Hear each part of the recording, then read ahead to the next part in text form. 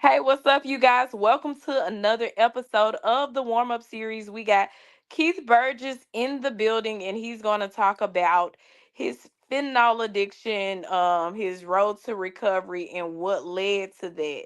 So, Keith, we talked a little bit off camera about gateway drugs. Can you start off telling the people what gateway drugs are and how the gateway drugs led up to a fentanyl addiction? Yeah. So basically, a gateway drug to me is any drug that you did first that led you to what ultimately wrapped you up completely in addiction. You know what I'm saying? And for me, that was weed. That then led to alcohol, and then prescription pills, to heroin, to fentanyl, even up to crack cocaine. Okay, which one would you say was the most addictive?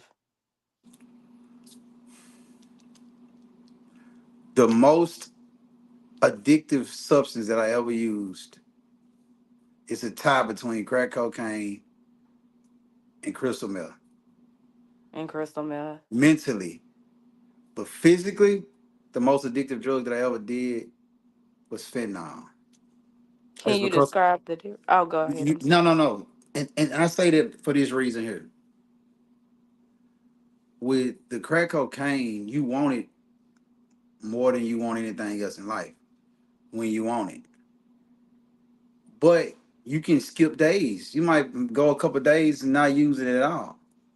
Um, but with fentanyl, it's a substance that you become physically dependent on, which means if you don't have it, normally between 24 and 48 hours, you're going to start withdrawing. You're going to be physically ill. And you're going to think you need it in order to survive. So both of them are extremely addictive, but one is a physical addiction that overrides a mental addiction. Because even when you want to stop, you become so physically ill, it feels impossible. Okay, so when you're going through these withdrawals, could you kind of describe what the withdrawals feel like? The early onset is maybe like slight nausea, fatigue, muscle aches. When it gets really bad, loose bowels, vomiting, sweating profusely. It get ugly, extremely irritable and aggressive. You run through a brick wall for it. I know I would. And how long does that last? Whew. Some people 7 days, 5 to 7 days. Some people that may last months, especially with some of the substances that they cutting this stuff with now, which is that xylazine. I've heard the xylazine side effects can last 3 to 6 months. The withdrawals, not side effects, the withdrawals. Yeah, it's so bad. People that want to quit can't because you have to be detoxed antibiotically, and people can't even withstand the amount of time it takes to get the IV treatment. They break out of the hospital and they go back and get it. It's that addictive. Luckily, I was clean before xylazine was like everywhere like it is now. But yeah. Okay, so when you were on these drugs, you talked about meth, you talked about cocaine, and you talk about fentanyl. Hmm. What are some of the strange behavior? What are some of the I can't say strange because I don't know. But what were some of the behaviors that were out of the norm that you committed while under the influence of these drugs? So one of the things that I did this one particular time, because toward the end of my addiction, I started to hallucinate a lot, and most of that was from lack of sleep. So this one particular time, I was on Lamar Avenue in Winchester, and I was running down an intersection, and I was pulling on car doors, 18-wheeler doors, and one came open, and I jumped on it and got in the back bunk, and it was another driver in the back. It was a team driver, so it was one guy sleeping in the bunk, and man, he started to beat me up. And I called and I told him call 911. Somebody chasing me. Somebody chasing me. Call 911. And he called 911. And the other driver started driving, and he got off. He got off. He got on 240 off Lamar, and he stopped. And the police got there. I thought they were there to help me because I told him to call. And I told him somebody was on top of the truck. Police got on and beat me up again. And that was one of the incidents. But another incident that's really kind of scared me a lot is I thought somebody was after me, and I fired about 28 rounds into my own home. I was already in my bedroom, but I shot my entire house up while my dad was in it because I thought someone was there, but I was just hallucinating. That's just two of the times, those all happened within 2 months of each other. And this stuff went on for almost 10 years. So you can imagine it's a long list of weird activities that went on. Your sound. Oh, what drug were you under the influence of when you committed these So acts? there was a mixture of probably like crystal meth and fentanyl, because toward the end, when this stuff took me too high and I was just out of my mind, and I do a little fentanyl to kind of bring me back down. Because one is an up and one's a down. So I do the little fentanyl and it bring me back down and kind of calm me down. But sometimes I would do them within the same hour or the same few minutes of each other. So it was like up and down. My body or my brain didn't know which way to go. Okay. So a lot of people speak about, people say they would do anything for these drugs. Yeah. And I know one of the anything instances is stealing. Did you ever have situations where you stole from people? And could you recount a instance of somebody maybe finding out you did it, and what ended up happening, if so? Yeah, man. I took some stuff from my mama one time. My mama had like this big old change thing in her room. I don't know. She was just saving change, and I felt like it sat there so long she wouldn't miss it if it was gone. I didn't take the whole thing, but I would just take these handfuls of change. But it was always a whole lot of quarters, so a handful to get me straight for a little while. Well, after I did it a few times, it got low. And she said, "Hey man, my change getting a little low." So she knew then. There's some other things that I've taken that I hadn't had a chance to repay yet. So I ain't gonna get into I those. get you. Yeah, yeah, yeah. But yeah, I mean, that wasn't the way that I fed my addiction on a daily, like stealing, because I had money most of my addiction. It was just toward the end where I just didn't, um, and I started to take stuff. But I would always take just enough for that day. I never went on like a robbing spree or something like that. Okay. Dating relationships. So a lot of people don't really talk about people dating while under the influence of drugs. How did drugs impact your dating life? So,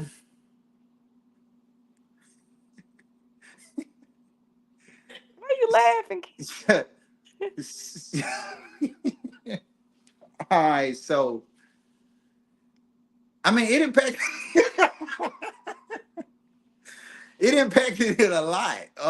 It impacted it a whole lot. So I don't even know where to start, man. Like I so first off, when you're in addiction, of course you're very selfish, right? So you kind of want to date whoever give you the time of day, but at least up until they figure out that you full of you know what, right? So I mean I dated around, but as far as like in a relationship wise, it got ugly.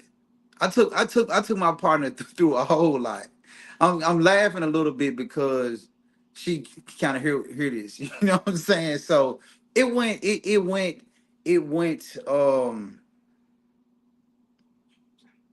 probably days when she was terrified of me. Terrified because no, it's not a problem. She was terrified because I don't know if you ever been around somebody who hallucinated, but we are 100% certain that whatever we think is happening is really happening. But the other person that's not under the influence knows it's not happening. But they have to make a choice to either argue with you until it gets blown out of proportion that you're out of your mind, or kind of agree with you so they can kind of help you get through it. So it was probably days where she agreed to see things that weren't even really there because I Mhm. wouldn't let it go. Um, I can even remember jumping like riding in the vehicle one time. I'm like, hey, somebody in the back seat. I'm like, no, no one's in the back seat. I'm like, oh yes, it is.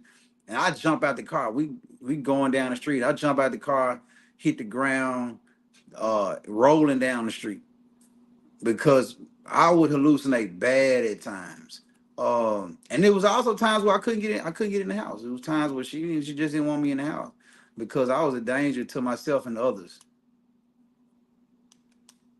When did you realize that these were hallucinations and not real? Like, was there, did it take sobriety for you to realize it was hallucinations, or was it a moment that hit you in the midst of you doing the drugs where you said, I'm hallucinating"?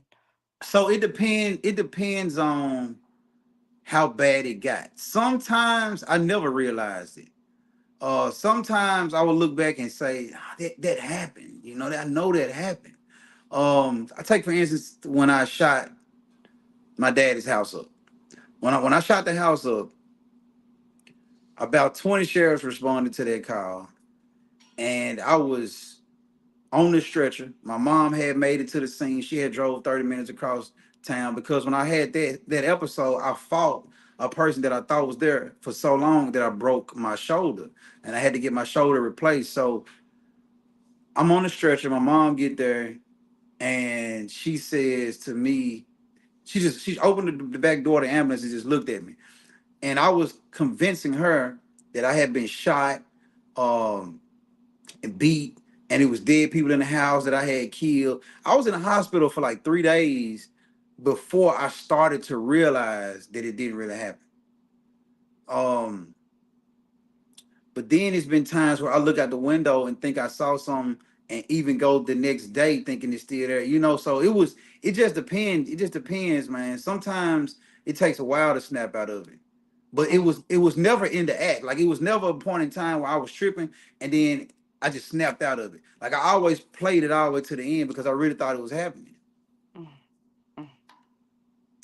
And in those instances, was there a level of trust? I know you said you broke it with your significant other, but how did it feel to realize, man, I've really broken trust with my mother?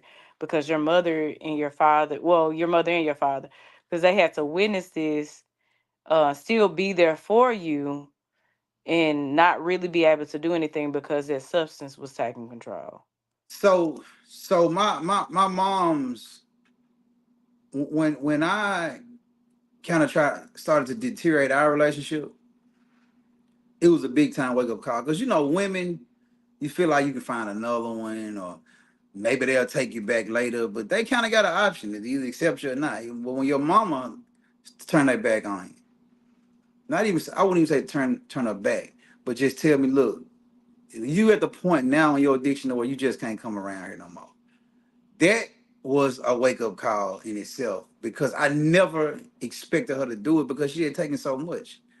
I'll never forget I was at her house and I was supposed to go to rehab, but then I disappeared when the rehab came to pick me up, and I went back, and she had all my stuff packed up, and she was like, I don't know where you're going, but you need to pick an address so I can drop you Mm. off. And she dropped me off at a motel on Lamar, and I was in there for like 6 hours getting high, and I started to hallucinate again. And I texted and I said, look, because I was one of those addicts that I would get very afraid too.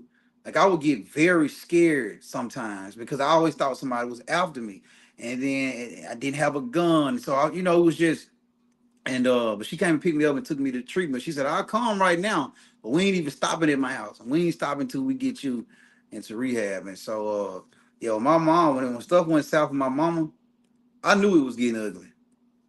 My grandmama too, cause I remember at one point I was staying with my grandmama, and my mama was knowing stuff that was going on. You think they old? They don't know. And she was like, "Keith, how you think I know what's going on?" She's like, "Your granny know you want something, boy." Like she telling me you pacing the house, and my grandma went to get mail out the mailbox one time. It was a gun in the mailbox. At that time, I had a gun. I had supposed to been going to the mailbox. I don't know why I got high and just put it in the mailbox. But she went to go get the mail, and she like, it was a gun in the mailbox. Like, you tripping? You know what I'm saying? So yeah, when things went south with my mom and my granny, I knew it was getting ugly. I didn't stop then, but I knew I was in trouble. Mhm. I know you have some graphic pictures of on your page of you just slumped over. Where was your mind at in that moment? Do you remember those times? Nah, man, I wasn't present. I wasn't present. Spiritually, physically, I was just existing. On those videos, I don't. I can't recall what was going on. If it wasn't for those videos, I would told somebody that didn't happen. That's why the girl I was dating at the time started to record me when I got in the state like that. Because when you come back and somebody tell you, man, your tongue was hanging out, you was foaming at the mouth, you was grunting, you're like, man, no, I wasn't. And it went on so long to where she was starting to record me to show me the state that I was in. How did it feel to look at those photos? Man, then I don't recall, but now when I look at them, man, it's the so when I looked at them in early sobriety, it was like saddening, embarrassing, like disgusting. You know what I'm saying? Like I can't. How did I do that? How did I let myself get like that? But now when I see them, it's a reminder to never go back. Now when I see them, I'm like, I'm glad I got them. So when I'm sharing my story, when I'm talking to people, I can show I was really like this. It was really that bad. Because if I didn't have those, I don't think I would be able to describe it. One addict to another addict, they'll get it because it gets bad for a lot of us. But maybe somebody who really just don't believe somebody can really come back from that. Now we got proof. Okay, navigating friendships. Were you like were any of your friends addicts? Nah, people like it was people that I got high with that I hung around a lot, but they weren't my friends. See, when I started getting high, the first thing I did was got away from people that really knew me and my true character. Because it's like me. I don't know you personally, so if we met and you was under the influence of something, I might know something, but I don't know how far away from your true self that you really are. My real friends, they'll tell you to this day, most of them will tell you, I had no idea. Because I'm not gonna let you see me like that. I'm not gonna do this drug around you. I'm not even gonna answer the phone because you might hear it in my voice. So when I stopped using the people that I had to leave behind, they weren't true friends anyway. They was just using buddies. And a lot of us have that. A lot of us have that. I mean, if you're a true drug addict, or the people that you hang around gonna be true drug addicts too, friends or not. And you call them using buddies? I call them using buddies. We just get Yeah. high together and we understand each other. But that's really all we got in common. And so once you cleaned up, then you no longer. Nah, when I got clean, for one, I changed my number. I'm not saying it's necessary, but I did it. Um, and I wouldn't go to half of the places that I went high. I wouldn't go there sober. Ain't no way in hell I go there sober because just the spiritual part of it, the stuff you got to make yourself subjective to even be around them type of people. It don't match my lifestyle today. Okay, so you said some of the stuff you had to subject yourself to. Could you give it some examples? Shoot, yeah. I mean, you got to deal with some low class people. You got to deal with people that have just given up hope. Cause you gotta understand, everybody don't want to get clean. Some people say, I'm cool with this. This ain't that bad. You might be around some prostitutes. Uh, like I said, some people that have just made a pallet in misery and they good with where they at, and they don't want no way out. And it just they don't line up with what I got going on today. Do you feel like that took a toll on your spirit, or do you not remember, like being around those type of spirits? Yeah, so you will have your weak moments, but because see, like I had a foundation, I had a strong spiritual foundation. I always knew God. I always knew right from wrong, and honestly, I never had no business dealing with them type of people anyway. It's just that we was doing the same thing. So yeah, at that moment it did, but for the most part, I tried to stay true to myself. Like I didn't get as grimy as most people would think. I didn't, I did some low class stuff, but based on like the in reference to the drugs that I was doing. But I tried to stay as solid as possible even through my addiction. I probably wasn't very trustworthy, but I ain't robbed nobody to get no dope. I did steal from my mama, but I ain't slap her and take her purse. You see what I'm saying? So yeah, yeah, yeah. Okay, so you got off three major drugs. How did you get off all of them? Like, what was the process behind? Like, did you get off all of them at the same time? Was it like gradually, like I'm off this now? Let me work on getting off this. Like, how did that process look? Nah, so when I started smoking crack, it was mainly because so many people around me was dying from drug overdoses from fentanyl, and I didn't want to die. I just wanted to get high. And I knew I had a cousin that was in the backyard that was smoking crack for 30 years, and he was still alive. I said, well, maybe that's the safer alternative. But when I decided to get clean, yeah, I abruptly stopped it. I stopped all of them at once. I had been to rehab so many times. This last time I got clean, I didn't even go to rehab. I just woke up. I said, Keith, you know what it's going to take. You already got the knowledge. You done been to rehab from South Haven to Texas, to Alabama to Mississippi, all the way to you might well say Beverly Hills in California. Where we went to the beach every dang on day. So I had the knowledge, uh, but I was tired of getting my butt whooped, and I just was tired of living in misery. The pain had got so bad, I just wanted it to stop. So I woke up and I went to a something called an intensive outpatient. It's just like treatment. It's just like rehab, except you go home every day. You don't stay there. And I just did it one day at a time. Every day, I just used all my might not to pick it up, along with the knowledge that I had already obtained about recovery. And by the grace of God, still sober today. I think we're like 520 some days in now, something like that. Hmm. And Almost 16 months or 15 months, something like that. what's the difference? What difference have you noticed since you decided to be sober, like completely sober? Shoot. Because you said you started at 13, like from weed to all the way up into, you know, started at 13 on up. What is like the difference where you say, man, this feels different?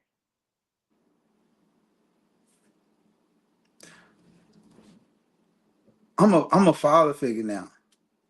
Uh, I'm a better man today. I am I'm reliable today. If somebody asks me to do something, I say I'm gonna do it. I'm gonna do it. If somebody call my phone, I'm gonna answer. That was big to me because I never answered my phone in my addiction.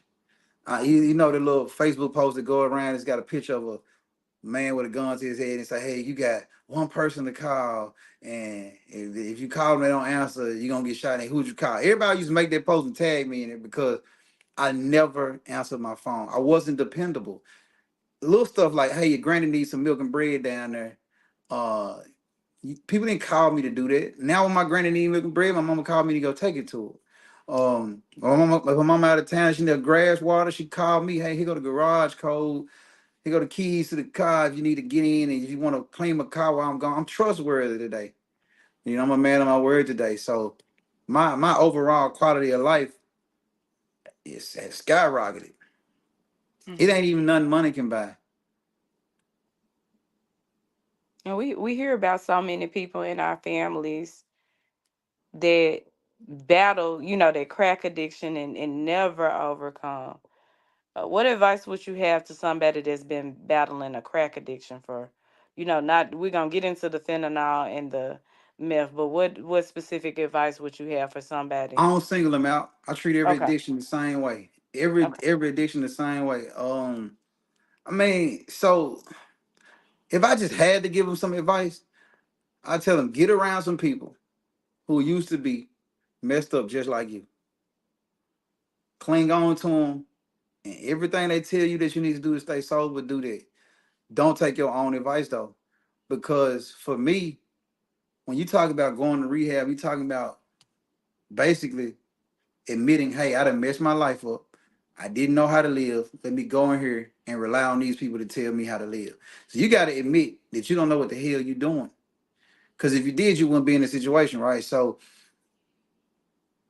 you're gonna have to humble yourself, man, until you get yourself back. You're gonna have to take some advice. I had to take some advice. I can't tell nobody what they gotta do. But I had to take some advice from other men and women to get to where I am today. Because I couldn't do it When on my own. Somebody told me if I listen to my own advice, I'm just listening to the last person that I got high with. when did it hit you like, wow, my life is getting back on track? Like, do you remember that moment? You know, when you done so much damage and you start to recover, it's gonna happen one or two ways. Either very fast or very slow. For me, I already had like my kids depending on me, right? My bonus kids, they was depending on me, right? My girl was depending on me. My mama was depending on me. So the moment they said, "Hey, he taking this sobriety thing serious," they started giving me real life tasks. Hey, because at the time I didn't have a car. Hey, I'm gonna keep my car, drop me off at work. And my mom was like, "Hey, I need you to do." Hey, when they started depending on me, I said, "Oh, they expected me to really stay sober because they wouldn't be asking me to do stuff that if I didn't do, things would just crumble." So that's when it started to hit me. Like people started to call me for advice. People started asking me, "How you stay sober?" I said, "Okay, they taking this thing serious." So, and there was a push for me to keep going. Cause when you 90 days clean, it's easy to go back. It's easy to just say, "No, I'm finna go get high again." But when I started realizing people thought more of my sobriety than I did in the beginning, um, that's when I knew maybe I'm on my way back.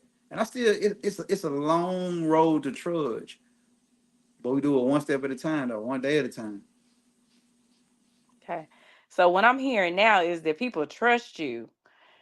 What is the trust of, you said, you stealing change from your mom and things like that for her to go from that to, bring your granny some bread and milk and depending on you and your girlfriend's kids depending on you and she depending on you to go from people being afraid of you to respecting you. What does that feel like? A gift from God because you done so much damage, you don't even feel like that's possible. And I done asked my mom, I'm like, "Hey, look, you still think about when I stole? Like, is it hard for you to trust me?" She like, "No, you ain't the same person." She's like, "That wasn't my son." So once I knew not only had she forgave, she had just about forgotten too. Not forgotten, but moved forward. I'm like, okay, if she can forgive me, I can forgive myself. Because you can be hard on yourself when you're trying to recover.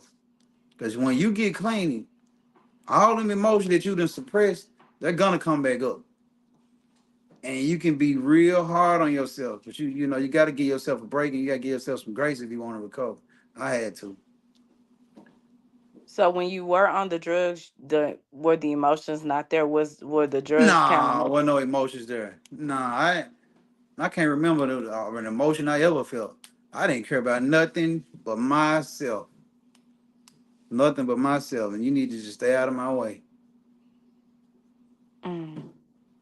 And then once you started sobering up, you started. What did you feel? How did you feel? Like, what was the first emotion you felt when you started becoming sober? Understanding that I had been telling myself a lie when I would say, "I don't nobody care, don't nobody love me." That was a lie. I started to feel love again. I started to feel love from others before I felt it from myself. I started to feel love, and I knew I had people that really believe that I can do it. That's a very first emotion because when I started to try to help myself, that everybody else pitched in. See, I wanted them to help me get high. They wouldn't do that. But when I started to recover, yeah, they helped me for sure, 100%. How do we support a family member who may be going through something similar?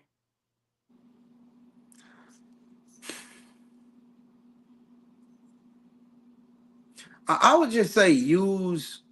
I hate to say common sense because they say common sense ain't so common, but understand what recovery look like. It almost looks opposite than what addiction looks like. Anything they trying to do recovery wise, positive, while also not allowing them to manipulate you and get things out of you. Because when you get clean, you got a different aura about yourself.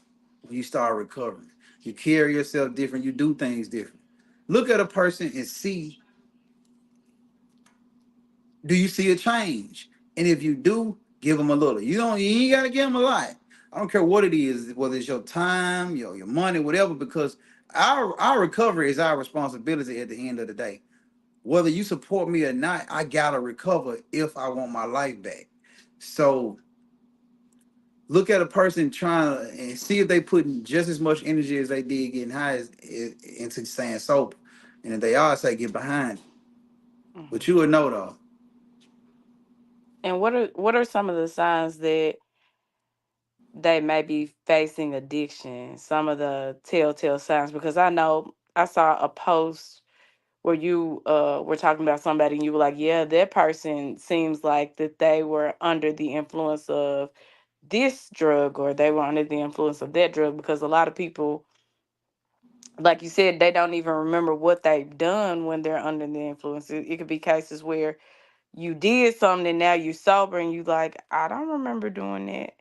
So what are some of the indications that a family member or a friend may be under the influence of drugs? Look at their quality of life. Look at their appearance. It's normally a downward spiral. It ain't gonna be sudden unless it's a sudden death. But if they using something and they still here, don't ignore the signs. You know what I'm saying? Maybe they ain't got no money. Maybe they not progressing. All addicts ain't broke, so you might have money. But look at their quality of life. Um, that's the best thing for me. I know for me, it took a while for people to notice because when I started using, like I said, I had money. So if you was judging me by what I had, you might have thought I was cool. But you judge me by, hey, this man will never answer the phone. He ain't showing up at family events.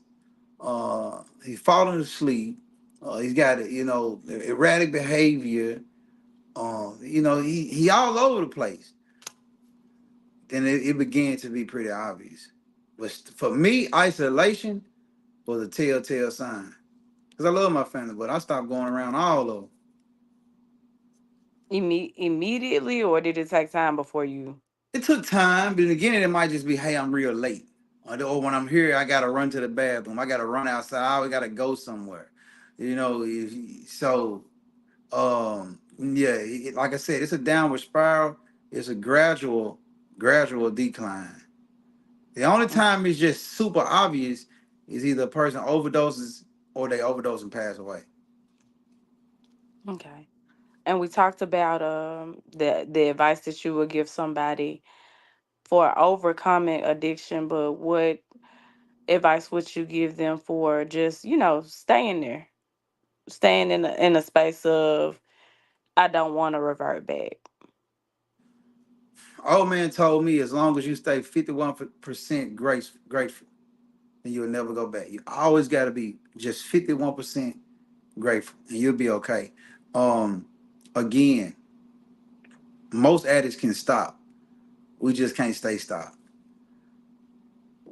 I don't know if you heard my song or not, but it's a I line. did. It's a line in there where I say I used to quit it every day because I really did. Every day I woke up and said I ain't doing this no more. I really meant it, but I didn't have the knowledge. I didn't know that. Hey, this dope gonna call your name. You need to know how not to respond. You need some coping skills. You need to figure out what you're dealing with because you think you're dealing with a bad habit. You're dealing with something it's addiction and it'll kill you. Um, so any advice I got for that part is they say take it a day at a time.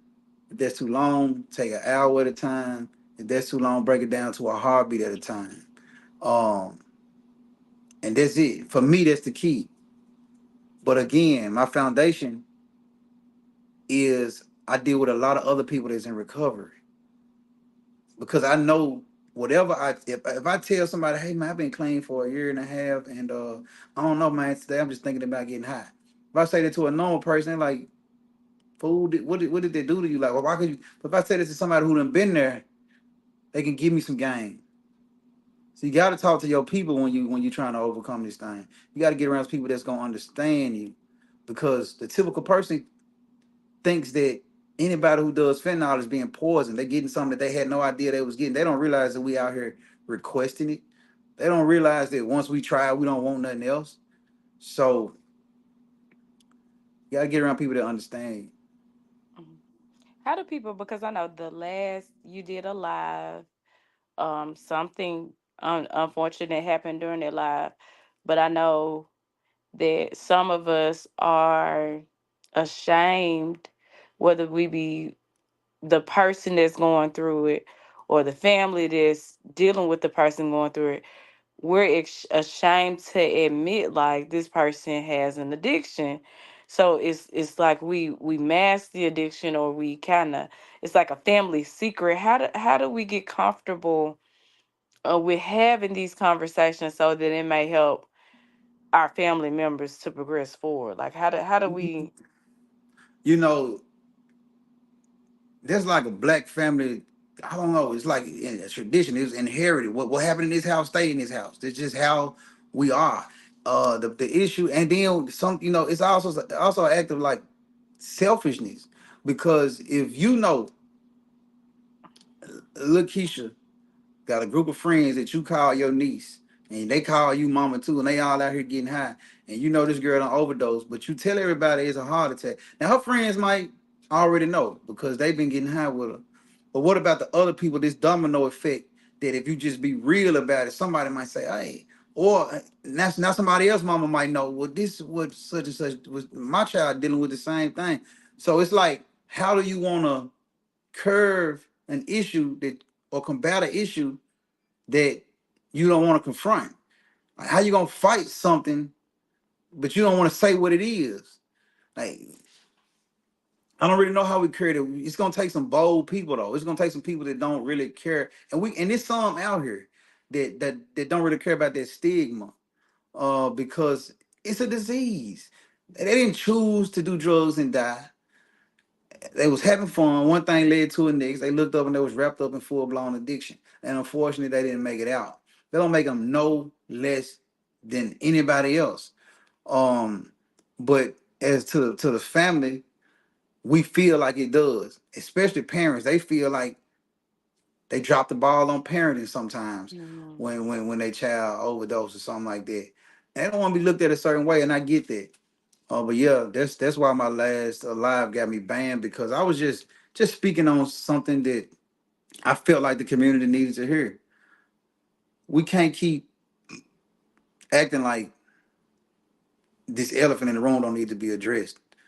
We can't keep calling something one thing when it's really something else. This many 25 and 35-year-olds ain't dying of heart attacks Mhm. and asthma and whatever else, and even lupus. Some are, but I've covered a lot of people's story that have lupus. They need pain medicine, but now in the process of needing it, they become addicted, and so now when they can't get it, they go and they buy it off the street. And one girl that I know for sure about fentanyl laced Percocet, and they killed her. So when I did the story, oh, she had lupus. Yeah, yeah, she did, but she was also buying Percocets off the streets, and that's what caused her sudden death. And so we have to, I definitely agree, we have to spread awareness because it may prevent a death and save somebody's life. But because we're so afraid of what will people think, Mm-hmm. it's like we hold it under wraps, and then we attack people for telling the story. Mm-hmm. Um, it's one of those things. I'm proud. Like if nobody else is proud of you, I'm proud of you because there's so many people that don't make it out, Yeah, for and sure. so many people that are unaware. By your own definition, what is an addiction? I don't think I asked you. Wanting to stop something that you know is affecting the quality of your life, truly wanting to stop, but cannot figure out how to do it. stopping something over and over again, but going back to it. People say all the time, why don't you just stop? If it was that easy, it wouldn't be people walking downtown with piss in their pants, talking to themselves. When you see them people, they didn't start out like that. They had families. They had wives, they had children, they had mamas that loved them, all of that. They seen the cars leaving, the house leaving, the wife leaving, and they wanted to stop. But something in their brain wouldn't allow them to do it. And they did it until now they have nobody. That's an addiction. But it's also an addiction when you still got the house, you still got the car, you still got the husband, you still got the wife, but you know it's affecting the quality of y'all marriage. You know it's affecting the quality of your sex life. You know it's affecting you taking longer lunch breaks at work. You don't want to do it. As a matter of fact, you done had enough of this. And when you wake up in the morning, you say, I ain't doing this no more. But you still gonna do it. And you get mad at yourself because you really didn't want to. That's an addiction. Okay, we are wrapping up. Did you have anything else left to say to the people? And also, please invite them to your social media. Yeah, yeah. Follow me on Facebook. This is the name, Keith Burgess. Um, because we have Facebook live discussions quite often. If I had to say anything to the people, I like to at least talk to like it's two people I want to talk to. The one that's supporting the addict, may God be with you, because we take y'all through a whole lot. Um, it's almost like you in our addiction with us, because one of the hardest things for a person to do is watch somebody that they love destroy themselves and not be able to do anything about it. A parent feels like they can save they child from anything in the world, but addiction is one of them things that you can't even love it out of them. So my heart goes out to you. May God be with you. To the person struggling, the hardest thing you can do is try to recover alone. The easiest thing you can do, and it ain't easy either, but it's definitely easier than trying to recover alone, is to allow someone to help you recover. When the student is ready, the teacher appears. So I believe if you're truly ready for a change, a way will be made. But don't lie to yourself. Either you're gonna do what it's gonna take to recover, or you're just gonna die in your addiction. But either way, I love you. And on that note, say bye, Keith. See you later.